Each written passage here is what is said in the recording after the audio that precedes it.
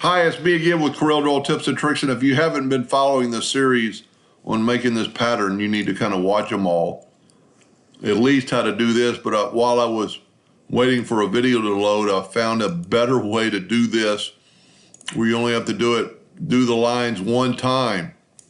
Let's select it all and Control G and group it together. Let's Control D and make a duplicate.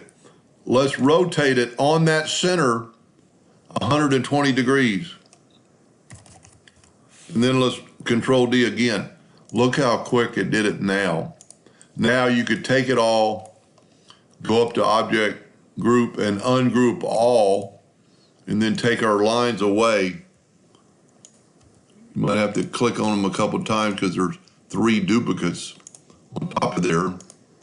And there's another way you could do this. We could do it like this and just right-click your mouse, no line, and then group this back together. So there's your pattern. A lot easier. I hope that helped a little bit. Thank you for watching.